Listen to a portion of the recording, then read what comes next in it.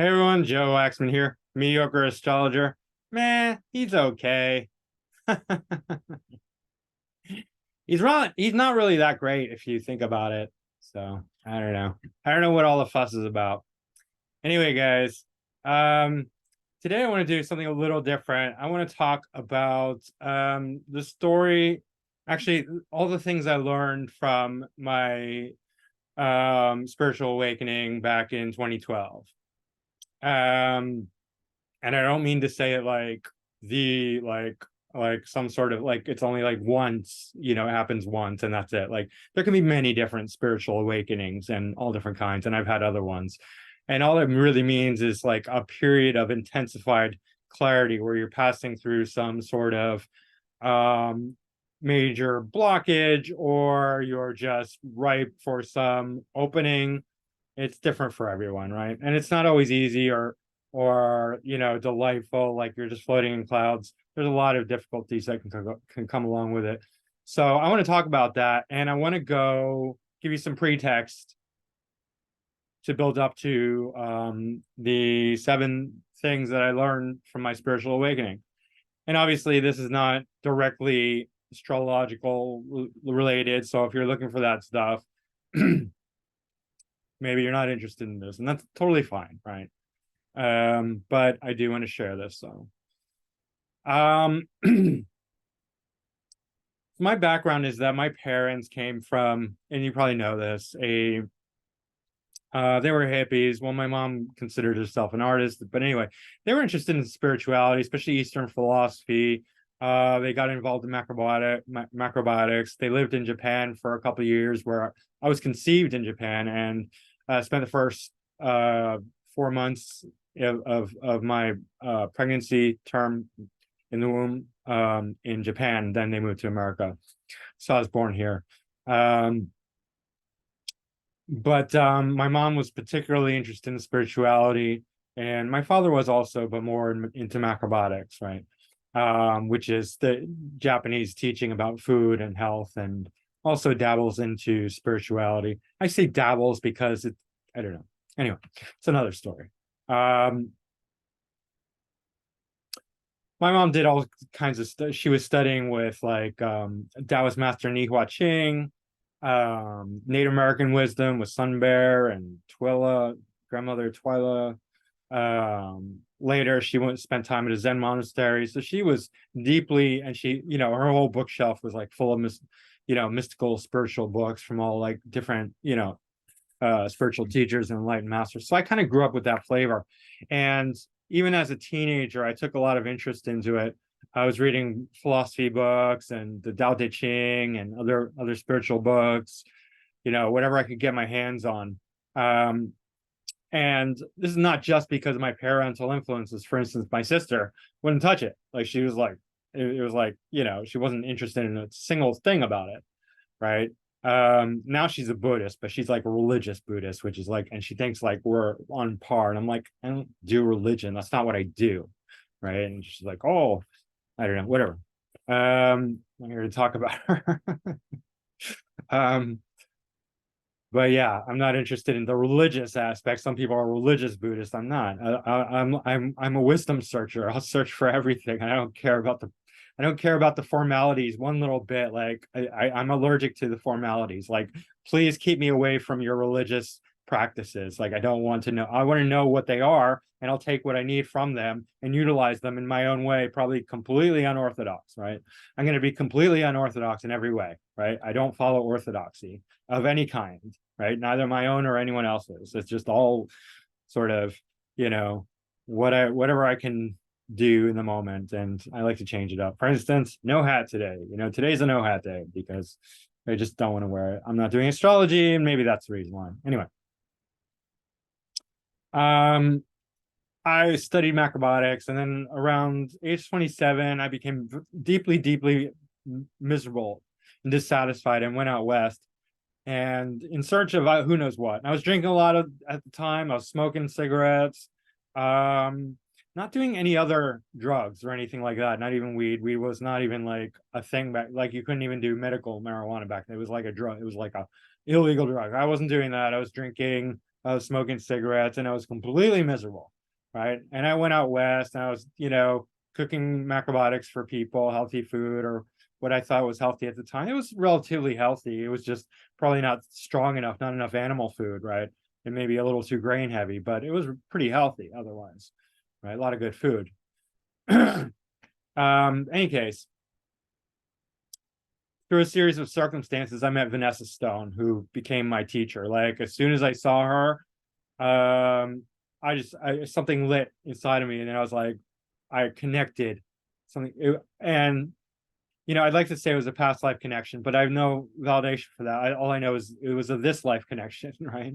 Like, that's all we can really say. It was a this life connection, a very, very strong this life connection. I don't know what happened in the past life. Astrologically, I can say that her south node and my Mercury are exactly conjunct, so the communication was off the hook, right? Any case,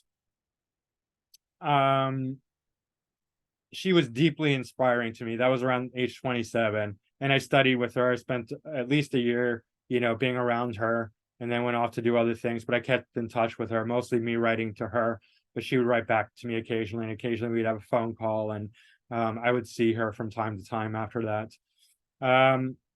But I kept up that inspired my spiritual journey, right? Because for some people, they're just so ripe, they don't need anyone, or they just need a very little trigger, and then boom, they're off, right? Other people, they need a guru, they need a teacher to give them confidence and to show them in physical form what a more enlightened way of being looks like, right? You need to see it to believe it. And once you believe it, you can enact it. Like the belief, it's the subconscious mind again, right? The 12th house. That's how we can manifest things in life. When the 12th house, when our subconscious mind can gain confidence and belief in something, then we can enact that. We can manifest that. If we don't believe it, or if we believe it can't happen, we're blocking our own pathway to that goal, right? Whatever that goal is. If you think it's impossible for you to get rich, you're not going to get rich, right? If you think it's impossible for you to, or you don't even know what it looks like to become more evolved or enlightened, right? You've never seen it in action, or in the right way, right? In the way that worked for you, then it's going to be really difficult, if not impossible, right? So she was my 12th house belief factor. She removed the disbelief, like, oh, this is what a really enlightened person looks like, for my mind, right? Different people, could be different for different people, right? For me, it was Vanessa Stone. I needed her to show me what that path was, and then after that, I could grow. It really helped me out a lot because I was so deeply miserable, right? And I didn't stop drinking right away, but I was headed towards the path of evolution and growth. So I would meditate, years going on after that. And in 2012, let's see, how old was I? Well, it's 2023, so I was 36-ish, around 36. I don't even remember what time of year it was. Weather was nice. But anyway, I was with my son's mother, and we were not getting along that well. Our relationship was founded in trauma. I had my own personal trauma that I was still dealing with from my brother dying when I was 10, which, some people would be like, that's not a big deal, right? But first of all, I was 10 years old. Second of all, it was a complete out of the blue shock. Third of all, it was just like hit by a train, right? Like, it's not like he was dying for a year or 2 years and we had our time to deal with it and process it. No, it was like, he's there. He's my older brother by 2 years. We're fighting, but we love each other. We live together for our whole lives. And then, boom, hit by a train, dead. I was 10. I couldn't process it. I did not know how to deal with it. And I received no therapy, no help, no nothing, not a goddamn thing for it, right? Not blaming anyone, but that's just the way it was. And because of that, it festered. It's like you have a bad wound, your immunity is low, you don't know how to deal with it, and it gets worse and worse and worse over time, right? Because I didn't deal with it, because I just let it fester, because I was 10, I was immature, I didn't know how to deal with it. And I had all kinds of thoughts. I was like, oh, he's not really, I didn't understand death. I was like, oh, he's going to come back. I had this very magical thing, this childish magical thing. I was like, if I love him enough, he'll come back. Right. And so I spent like a couple years just like really trying to um coax this love out of me for him, like bringing his vision into my mind and like really just trying to love his image, his imagination. I mean, it's kind of sweet but foolish at the same time. Like it doesn't really work that way. Although maybe who knows, right?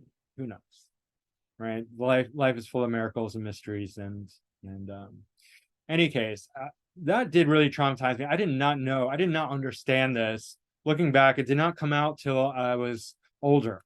Initially, it came out like it made me kind of dark and like a bad kid. Like I started to become interested in metal and punk rock and look the look. I had a leather jacket and I shaved my head and did all weird things. I like all different kinds of crazy hairstyles and earrings. Like I had 10 or 11 earrings and just wore the crazy. And because of that, I became popular, right? Especially in high school. I'm going pretty deep into it, but I don't even know why I'm telling you this, but like it did transform me. But then it became negative. Then, like, once I was like 18, 19, 20, then the anxiety came out because what trauma does is it traps you at a certain age. It traps a big part of your body at a certain age. So you can imagine a 10-year-old me trapped, not growing, not evolving. And as that each year as I get older, that's going to become more of an issue, right? It's like a carrying a lead ball and chain, right? It's attached to you. And the more you try and walk with it, more tired you become, or it becomes harder and harder. Or if like there's a tether, right? Like a tether attached to like 10 years old, and the tether, it's elastic, but as you walk, it becomes tighter and tighter and harder to pull it, right? That's a similar kind of thing.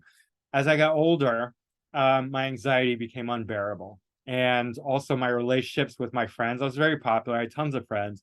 That diminished because the trauma started to rear its head. I became angry. I fought a lot. I would drink and get into fights with my friends, like really vicious, nasty ones. And like I felt out of control, right? I felt like if I don't, I could hurt somebody. So I separated from my friends. I became a loner, right? This was in college. And first year of college, it was fine. Second year, it was like, okay, separate from all my friends that I'd really grown attached to. Third year, I went to a different school and had no friends, right? I befriended a couple people, um, but I really started to become a loner. And after that, it was like things just got worse and worse, right?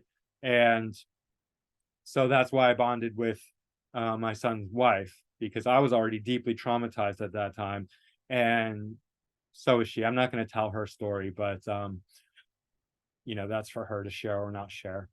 But anyway, I believe she was traumatized, and so that was our bonding. And so you can imagine a relationship built on trauma does not go that well. Um, any case, around age 27, when we were already together for a few years, my son Isaiah was already born.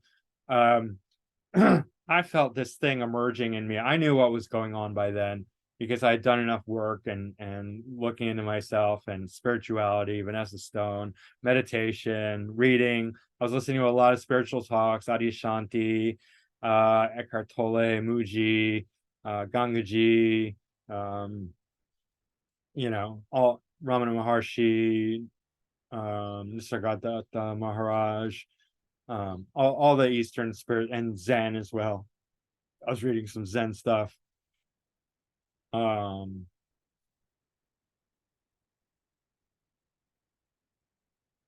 so I was very familiar with a lot of stuff. I was not deeply familiar with trauma, but I sort of picked up on it somewhere. I just knew that was going on. And I felt this ball inside of me, this dark ball, and it kept growing in intensity. And I was like, something is gonna burst, right? Like a pipe that's just like waiting to explode because the pressure's building up, it's got nowhere to go. So I saw it coming. I didn't know what was gonna happen, but I just knew something was happening, right? Something really that I was out of my control. And then like it's all very fuzzy. And this whole thing lasted like a week. And I was drinking. I was getting drunk and still smoking cigarettes. So it was like a crazy combination. But it came and all kinds of crazy. And I lost the timeline of exactly what happened. I know I know that the tension between Nora and I, my son's mother, was at an all-time high, and that we were breaking up. Um, we were arguing like crazy, and I was just under so much pressure internally and externally. I felt like the walls were closing in from all angles, like from in the inside and on the outside. Like I couldn't deal. I didn't have much money. I didn't have much prospects, and my relationship was falling apart. I had my son. It was breaking my heart. And at the same time, this trauma was rearing its head. I had all this spiritual information, which luckily I needed that, because if not, I probably would have ended up in a mental hospital. I'm not kidding, because this shit can fuck you up. Like it can fuck your mind up, right? If you're not prepared for it.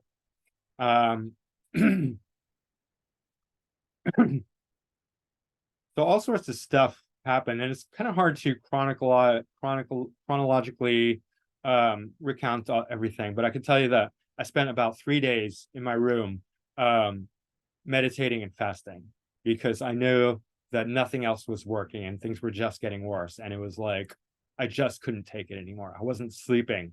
My Kundalini was active, and I felt it surging through my body, like electrifying me in my bed. I have synesthesia, so I could kind of see it. It was like, like blue lightning coursing through my whole body, just keeping me up at all hours, like trying to move through some blockage.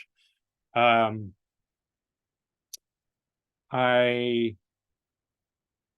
remember one point, my heart blasted wide open, and like I saw a portal to like the spirit world, and there were like angels and stuff like that. It sounds kind of hokey, but it's real. My experience is real. Um, and I was like connecting to the infinite, right? To God. I remember one time, I'm not going to talk about the details because I'm going to get into it in the 7 things I learned. But I was doing a lot of meditation, working on this stagnation, because it was this big ball of stagnation, and it was challenging me, and it was pushing me, and it was building up, and it was actually translating into the physical. All this physical stuff was at the same time happening, like, because it was this pressure, this intense pressure, energetic pressure that had the parallels in the physical world. So I was like swelling up, like my face was getting swollen, and I things weren't moving properly. My digestion actually stopped at one point, right? It stopped moving. That I realized was in correlation to the mind, because if the mind stops, the digestion could stop, right? And you can experience things on a spiritual soul level that is like, wow, wow. But I left my body. I had some outer space experiences, like I felt like my soul expanded beyond the realm of the earth, and I saw into the heavens, the outer space realm, and I learned a whole lot of stuff there. In my meditation, I learned how to be completely silent and neutral, because if you're dealing with a real serious energetic stagnation, anything your mind tries to do is going to make it worse, right? Your mind thinks it's very clever. Your mind thinks, oh, I'm going to resolve it. I'm going to do this. I'm going to do that. Like energetically, I'm going to move it and play with it because I can feel it, and I can, subtly manipulate things inside myself. And that just made it worse, right? So I was just like, okay, do nothing, right? I was losing grip of reality, and so I was like flipping through the pages of what it seemed like were possibilities or realities. And I was like like you could flip through like a storybook and just be like, I want to be here, I want to be here, I want to be here. And that was a weird experience, and I realized, like, well, I just leave that alone, because that's not going to help. I'm not going to find the right page to be on. It's all, I'm not going to help that. I'm not going to, because these are all pathways into sort of insanity or delusion, right? Because like you're believing something that your mind's making up, but it's real for you at the same time. So just leave all that shit alone. Like if you find yourself in a storybook of realities and you can turn the pages, just leave that alone. That's a pathway to the insane asylum. And I was imagining stuff too, and some of the stuff I thought I was imagining was also real, but I was very psychic at that time too. And like I could hear my father like talking about how he was worried he was about me. And this is all psychic, but I knew he was thinking about putting me in like a mental hospital, right? Somehow I knew that. And I think it's accurate because he was extremely worried. And he actually visited me here one time during that episode. This whole thing lasted like a week. And man, when I tell you I was out of my ego, I was out of my ego. And what that means is that for a while I was awakened. I was like experiencing things from an awakened perspective. And what my experience of that was that my consciousness was not trapped in my body. My consciousness was expanded. And that what spoke through me was everything. The air was speaking through me. I know this sounds weird, but what spoke through me was not a limited sense of me. There was still fear there, but it's like you take the contents of a bag and you dump it upside down. What's going to happen? Everything pours out onto the floor, right? Well, that's what happened to me. All my ego was poured out onto the floor, and what it was like tons and tons of fear. So I'm kind of getting into some of the stuff that I learned, but it's like there was a while where I was swimming in fear. Like there was just fear everywhere, like external to me, but in me and external. It was wild. But when he came and talked to me, he wasn't talking to me. He was talking to consciousness. And it was like consciousness is like there's no fear in pure consciousness. Pure consciousness is fearless. So it's extremely powerful. So he was nothing for me. And I was not very entertaining with him because he was coming from a place of fear and worry. And I was just like really kind of strong at that point. And I after a while of him being overly fearful, I was just like, you have to leave. Like, I'm not doing this with you. You need to, because he came uninvited and he was like trying to push me. He loved me, obviously, which was really nice to know, but he wasn't coming from a place, he wasn't matching me in my vibration at that time. So I was just like, you gotta go. It's not for you. And I know things were not good. Like there was all sorts of physical parallels. Like I know I stank because I was my body was getting rid of a lot of stuff, and I was doing these crazy meditations where like just this all this trauma was coming up, and it doesn't come up nicely. um I think in Kundalini they call it kriyas, where your body can shake and you can have vocalizations. I was doing that like all day for like, I don't know, a week. And like smells were coming out of me too. It was not good. Right. And I didn't want to be around anyone. I was actively discharging the trauma. And all the smell, the physical part is that we have to match the frequency with our diet. That's why we crave things, right? Like we crave certain things. If we're traumatized, if we're completely operating on fear and negative conditioning, we're gonna match that frequency with our food and diet and drugs and alcohol and cigarettes and all kinds of junk. We're gonna match that same frequency. That's why people eat terrible diets, because they're fueling all this negative conditioning, this trauma, this fear-based consciousness. And when you evolve, you have to up your game with your food and everything that you eat, everything that you listen to, everything that you come into contact with, because it won't resonate. You won't like it. You won't match it. It won't be good. You won't like it. Right? It'll make you sick. And a lot of times people with more evolved consciousness are way more sensitive and get sick way more easily. So they have to be way more careful about what they put in their body. That's true. I've seen that with myself and others. So yeah, this lasted about a week, and I knew people thought I was like losing my mind. But really I was discharging a huge trunk of trauma is what it was. And because of that, I was allowed, it would just blasted me open. I had a huge spiritual awakening at the same time. Downloaded tons of information.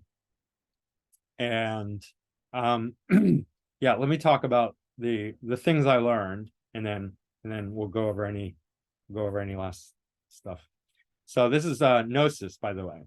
So when spiritual people talk about downloads, it's gnosis, where you gnosis, you knows this thing.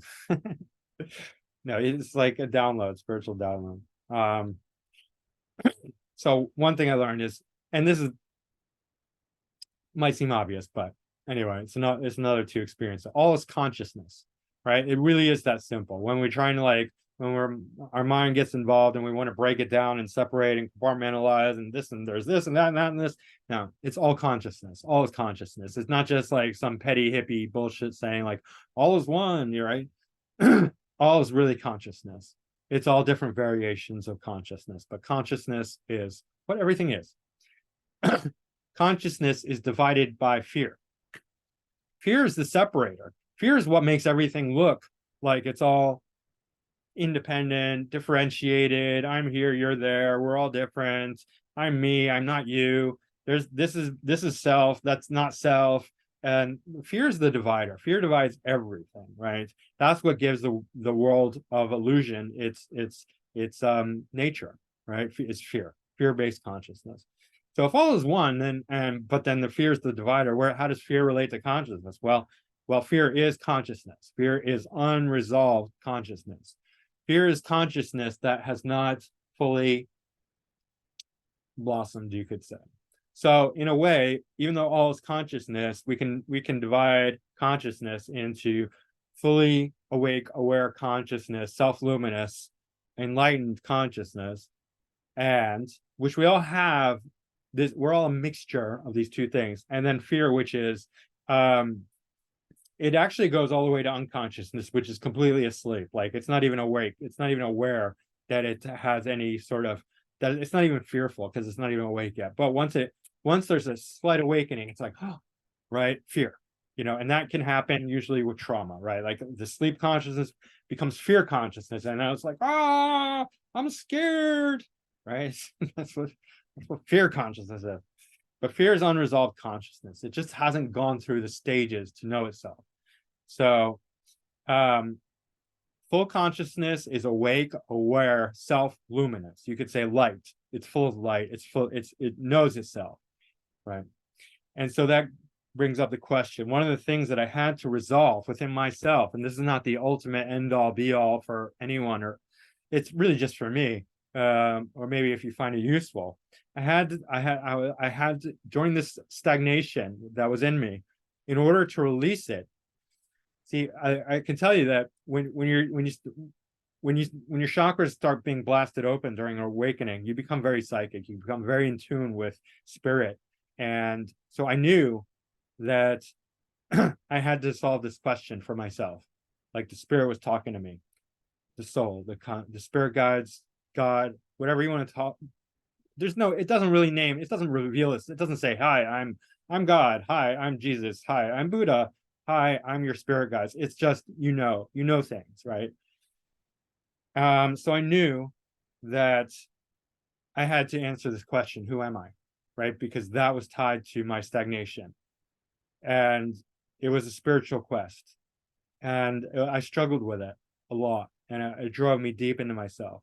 But I finally, after days of struggling with this, and being under intense pressure from external through a relationship that wasn't working, which meant that I would have to leave, or she would have to leave, or one of us had to leave, right? It's probably me, right? Because she had the kid and I'd have to leave my son. And then there was all this spiritual, energetic stuff and physical stuff going on, everything, right? And no money, and like, oh my God, right? The world was caving in on me. And so I had to figure this out. And the answer that I came up with that solved it all, that I realized, was I am that which longs to know itself. And I came to that through a really, really deep, deep, deep dive within myself, getting in touch with the original urge of why we're here in the first place. What is it? What was that? What's that urge? What's that spiritual drive? What was the original quest that we set out for, that I set out for? And it's just this feeling of the sense of I am, and I want to know myself. Who am I? Right? And so it is that. It is that question is who we are. Who am I? That is who we are. We are that which longs to know itself, right? And you might have, different people will have different expressions of this. I'm not saying the words are the truth, right? And this is my expression of the truth. This is what I came up with, right? And it worked. It worked like a charm. As soon as I touched those 2 points, like two ends meet, like the tail, like the cat, like the dog chasing its tail and finally catches its tail, right? Or the Ouroboros with the snake eating its tail. It's like once you can touch your own self, you gain self-awareness, right? You're like, oh, that's me. I am that, right? And the stagnation immediately, when I say immediately, it was like boom, like pull the plug on a drain. Like it all started, all the inner pressure started coming out of me, and energetically, and it was such a relief, right? And it was like brilliant. It was wonderful. So that's number 2. Number 3, there's seven things I wrote down.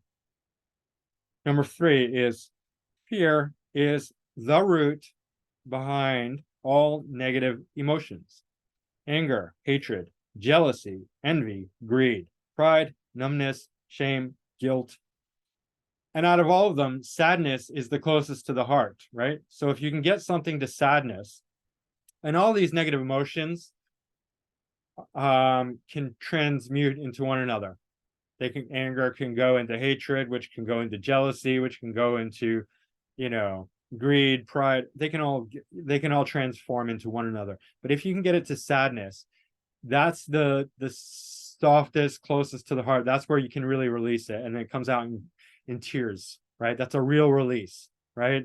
If you're angry, that's, you're releasing some of it, but it's like anger wants to be directed at other people usually. So it's really important, if you're experiencing any of these other negative emotions, to not take it out on other people, because then you're just creating more karma for yourself, and it's a wicked loop, right? It's a downward spiral. It's a cause and cure. It's repeating pattern, right? So sadness usually, I mean, it's not when once you break down, once that anger, that hatred, all the negativity comes to the heart and becomes sadness, it can really release. That's why it's important to cry, and to not believe that it's a weak thing to cry. It's not a weak thing, it's a strong thing. Children cry, and that's what makes them beautiful, right? Like babies and children, everyone loves them because they're so clean and pure, right? They're not like, oh, crying is for pussies, crying is for weak people, I'm strong, that's bullshit. Like that's idiotic. Like you're fucking dumb if you say that to yourself, right? So don't. It's extremely healthy to cry. It's about as stupid to say like crying is for pussies as it is to say like peeing and pooing are for pussy. Like you're an idiot. You're gonna hold that shit in? You're gonna hold all your pee and poo in? Like you're never gonna go to the bathroom? You're retarded. You're gonna die, right? Well, you're that stupid too if you think crying is for weak pussies, right? So when you have to cry, that's good. That's a release of negativity.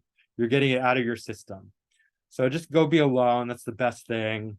I heard somebody was like, some self-help guru is like, I have a rule with my friends: never cry alone. I'm like, why? That's the best place to cry. Like, I don't want to cry with some dude. Like, gross. Like, I'm not here for that. Like, no. But maybe I'm a different breed. I don't know. But I suggest crying alone. It's much better. It's much more freeing, liberating. You don't have to share it with everyone, right? Anyway. So where was it? Yes. So sadness is the closest to the heart. So if you're sad, that's a good thing. And I've done a video before where I talked about, if you really look at sadness and you stop believing all the stories that you were conditioned to believe, like, oh, I'm sad, that's the end of the world, right? Anything but sadness. No. Who says sadness is something to run away from and avoid? It's actually beautiful. If you just get rid of that bullshit that everyone's trying to tell you, oh, I'm sad, that's bad, right? And you start looking at it objectively, right? People are so caught up in their personalized experience. Everything is so subjective. Poor me. Just be a little more objective about your experience. It'll take you so far, right? Be objective about your sadness. Look at it. It's beautiful. There's nothing at all bad about it. It's not like it's about the same resistance that it takes to enjoy like a brisk ocean, right? A brisk lake, bathing in a brisk lake. It's like, stop being a pussy. It's beautiful, right? Like embrace the subtle discomfort. It's not even big discomfort. It's minor discomfort, right? Like go dancing in the rain. Like how much of a stretch is it to say that the rain is not a bad thing, and that to get wet in the rain is not a bad thing, and it doesn't have to be enjoyable. You can enjoy it, right? So why not have that perspective about sadness? You can totally run around in the rain and just be like happy as you could ever be, right? Why not? And you can have the same perspective about sadness. I have no resistance to being sad. In fact, I've if there's ever a really good movie that can make me feel sad, I love it. I'm so content to experience those emotions. It's great. And so get it out of your head that there's anything at all to be afraid of about being sad. There's not. Like master that. Like you will feel so empowered by that, right? The other negative emotions are a lot more difficult to embrace. So, I mean, it's understandable, but at least the easiest one, embrace that, because that's a good thing. And the last one about the three, the fear is the root of all negative emotions, is that confusion is the result of a lot of fear being held in the consciousness, fear-based consciousness, right? So confusion is the mental parallel. Confusion, delusion, like the reverse is true as well. When you heal your wounds, your trauma, your negative conditioning, your karma, clarity is a result. So you actually become more intelligent when you heal. So if you need more motivation to heal yourself, you're going to become a much more intelligent person, because the clouds that are parallel to all the fear-based emotions you have in the body will dissipate. Those clouds will go. You stop being delusional. You'll stop being confused about things, and you'll gain ultimate clarity, or clarity to the degree that you've healed, right? And the more you heal, the more clear your mind will get. That's why when you listen to like really evolved beings, they're so intelligent. It's not that they were always that well, maybe they were born pretty intelligent, but their clarity, it comes from the clarity, right? It comes from their being healed. So that's number 3. Number 4 is that silence is palpable. This came to me as a complete shock, but I'll tell you how it happened. One day during that week, I went through for a walk, and this was after I had cleared the stagnation, right? Like, let's say the next day, I can't remember exactly. Let's say the next day after I figured out I answered the question, who am I? And I said, I came up with, I am that which longs to know itself, or that was given to me, right? Those words. It was those words exactly. That's an exact quote. I went out and I noticed that the city was normal, right? The city was normal, busy city, cars, horns, all this noises, but there was this overriding silence on everything. Like the way it felt was like, how it feels when it snows, the moment it snows, like a fresh snow, and everything is silent and quiet. That's how it felt, right? That was my experience. There was this coating of silence on everything. The car horns, the traffic, all the noises, all the people. And I walked all around, right? And my heart was so open at that time, and I was still processing. So I was like on the verge of tears the whole time. Even I took myself out to dinner, and I did break down in tears. I just couldn't hold it anymore. But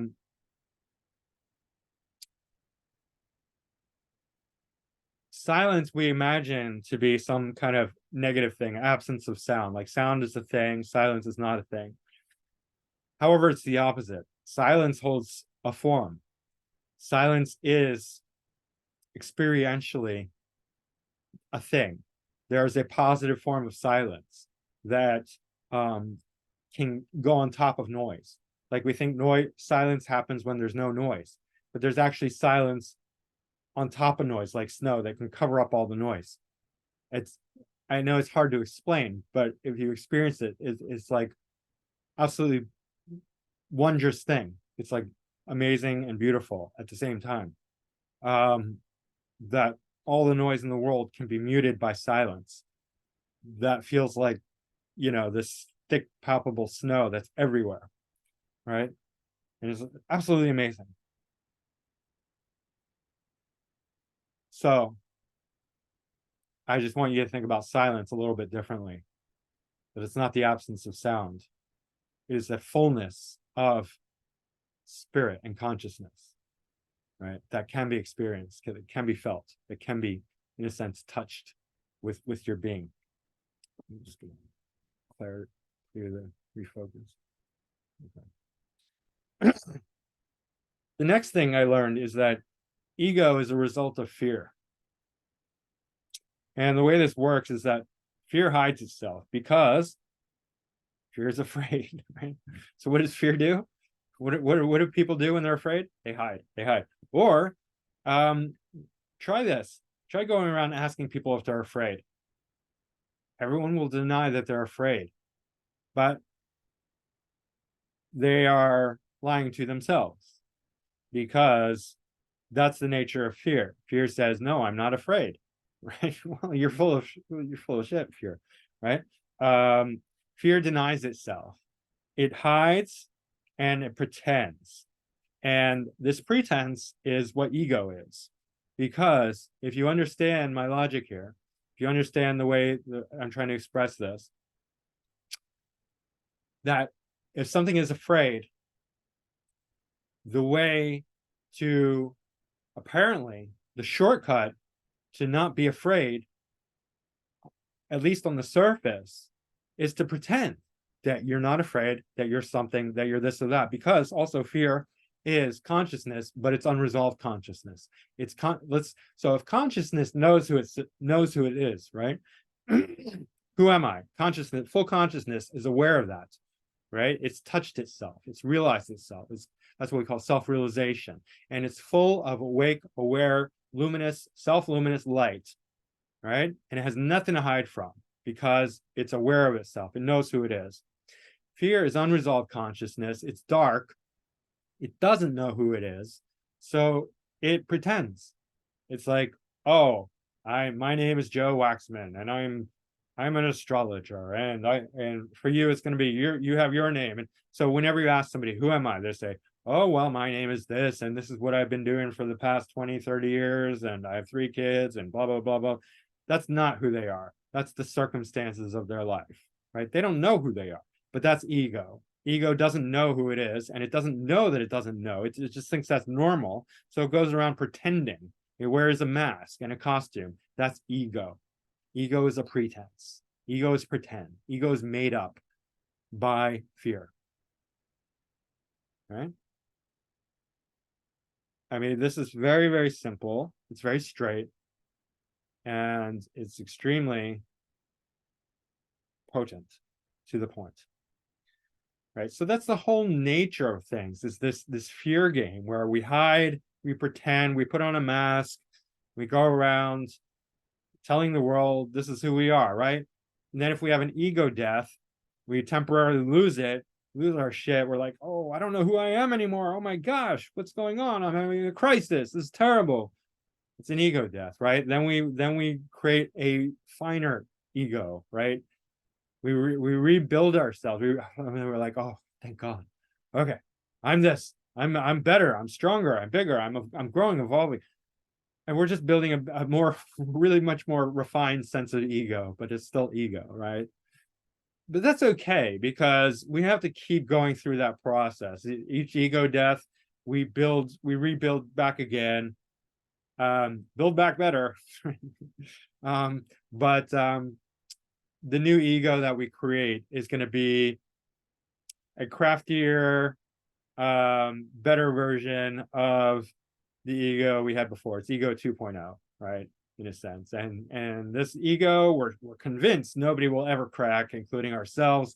This is the ego for all eternity. It's never, we don't call it the ego. We just think this is who we are. Okay, finally, I found myself. Like I'm really myself this time. I wasn't myself before, right? That was juvenile. That was JV, right? This is the real me, right?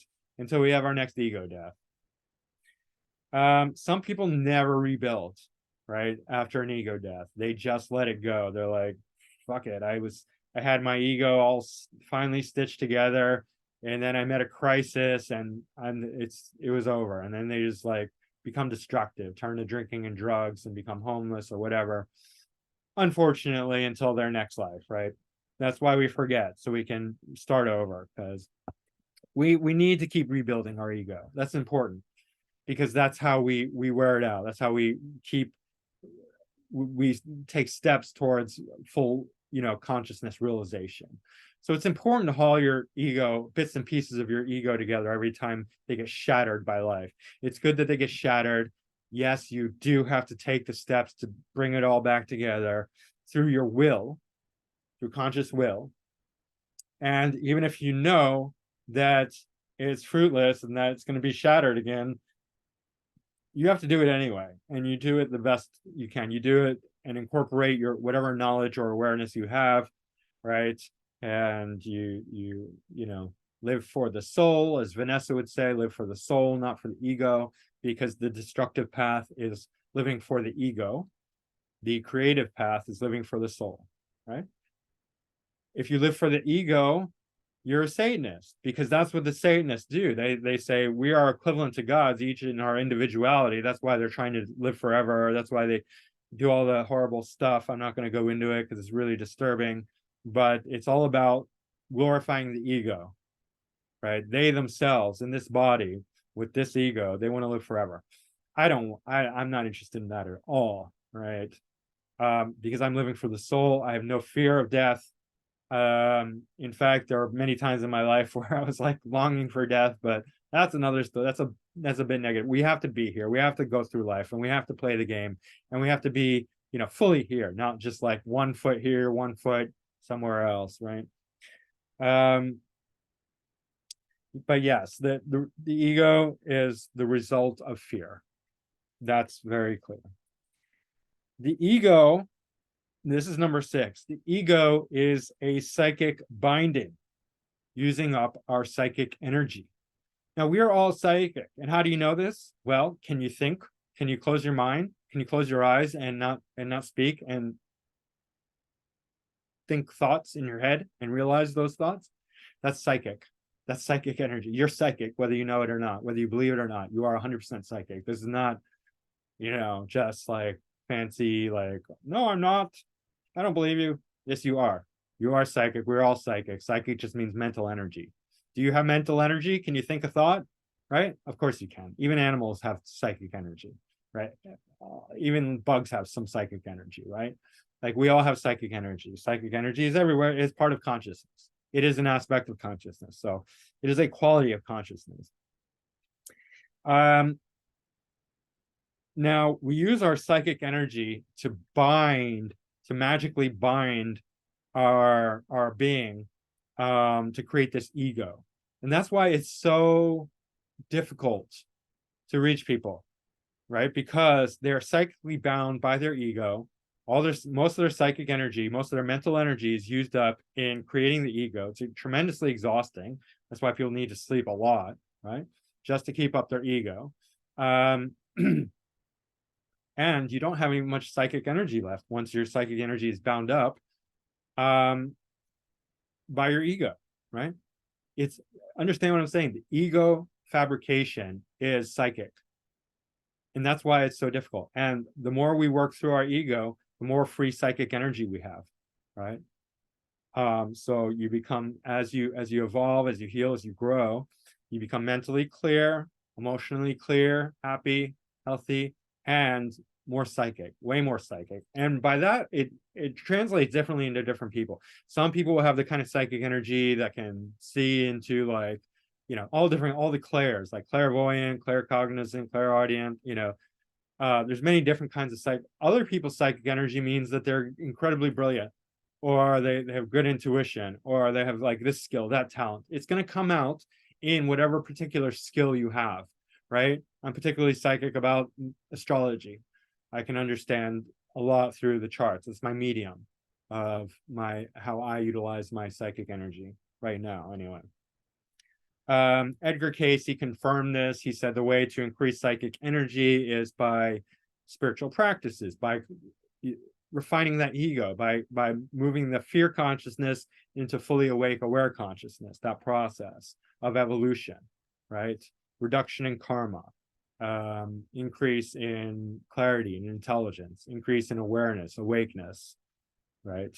That's how you increase your psychic energy, because you're lessening the ego, increasing the free psychic energy, right? Psychic energy is used up by the creation of the ego, right? It's like a psychic bandage. We bound ourselves and we're like, I'm this person. These are all the things that are me.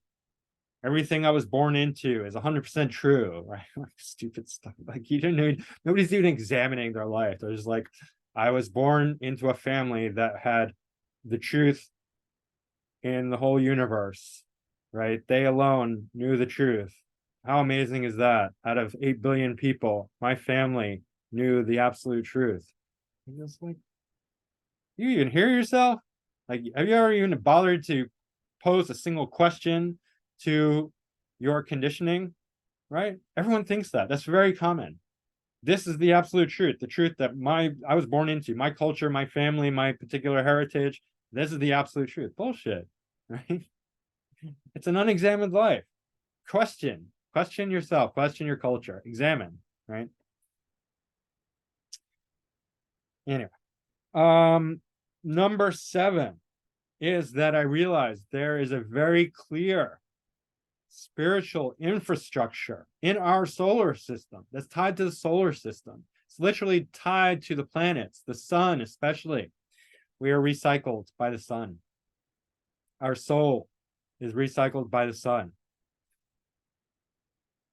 Our sun is for this planet, is a particular manifestation of God, right? For us as spirits, as souls. When we die, we meet God in the form of the sun, because he's recycling souls, and it comes back as rays of light, right?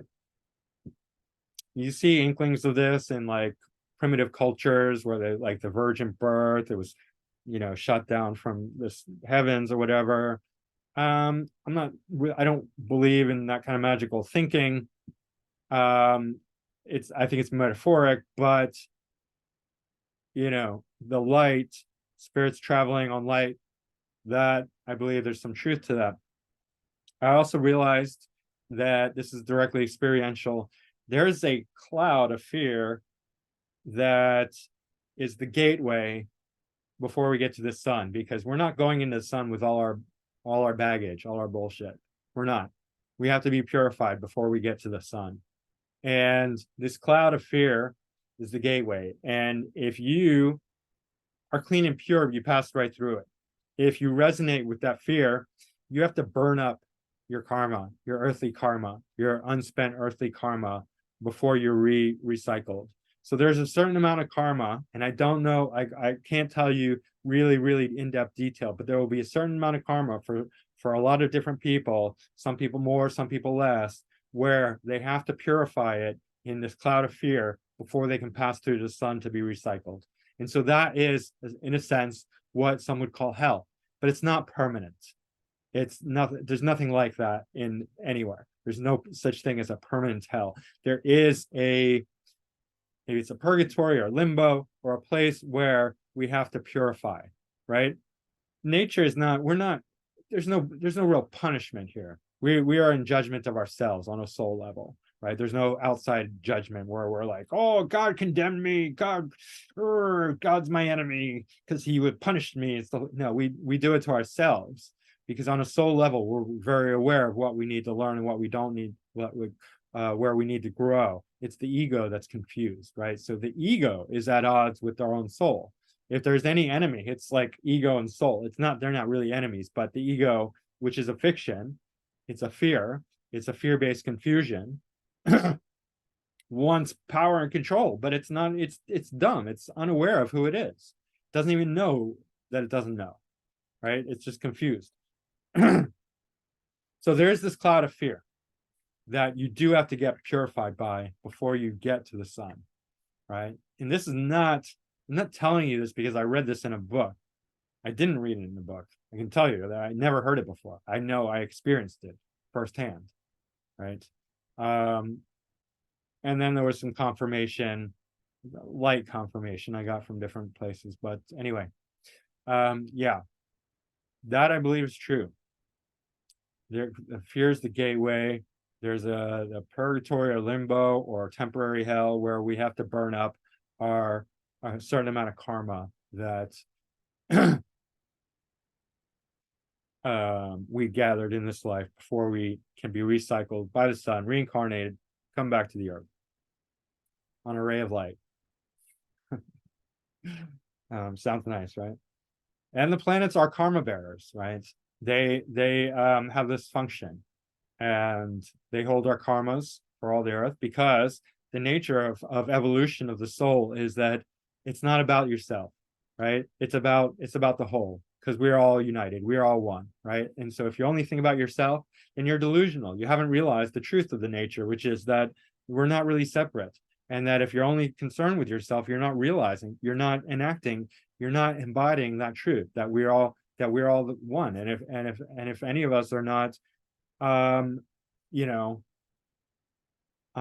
growing, evolving, getting stuck, then we're all getting stuck, because that's a part of ourself, right? So that's why all souls, all 100% all of all souls are living beyond their limited self, beyond their ego, beyond their body, beyond, they're living for more than themselves. And so it's important to have that in mind, to have that as a goal, and to have that as a vision for yourself. If you have a vision for yourself, expand it beyond yourself. You will go much, much farther, right, in life. That's a real clue about how to do big things in life. Have a vision that extends beyond yourself, a vision for others, a vision for how to help humanity. And it could just be in your own, it has to start with your family. You love yourself first, your family next, but then your local area, your city, your town, right? And then you can go to your country, and then the whole world, right? But yeah, have a vision beyond yourself, because that's what all the evolved beings are doing, right? And the planets are carrying the karma for the whole planet, right? For all the beings on the planet, they carry the karma, different karmas, right? Yeah, so that is the bulk of what I learned. And there were a lot of experiences, and I'm trying to, you know, see if there was anything else worth mentioning. I can't think of anything right now. It's quite a long time ago, but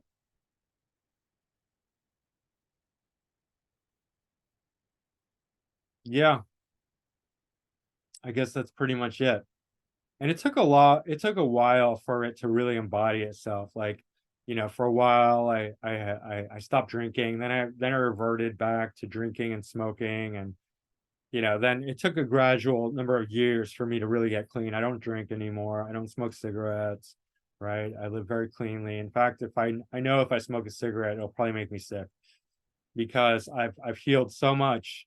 And same with beer. Like, I can drink like a little bit, but like, even that I'll feel the next day. Anything more than just like a beer or two, or a few beers, like, these days I just can't do it, right? Um, so I'm much more sensitive than it now. But yeah, the end result is that it really eased my mind about so many things. I don't worry. I don't have, I'm not a very fearful person. I don't worry. I don't use astrology to worry about stuff like a lot of people do. All the time you hear about like this transit, that transit, right? And like I said, and just even recently I've had major breakthroughs. So it's a long process. I still meditate. Um, But I think that's it for now. So I just wanted to share that with you guys. And yeah, I don't know, leave a comment down below. Maybe some of you resonate, maybe you had your own experiences. Let me know what you think. And I will be back again soon with another video, I'm sure. Don't forget to hit that like button, book a reading with me. Macroastrology.com is my website. Macro Gold Machine is my email. And yeah, I'd love to hear from you. I guess that's it. So mediocre astrologer signing off. Nah, he's okay. Don't forget to laugh, guys. Laugh it off. Take a victory laugh, because that's how you're gonna win at life. Win before you win. So, all right. I will see you again soon. Thanks. Bye.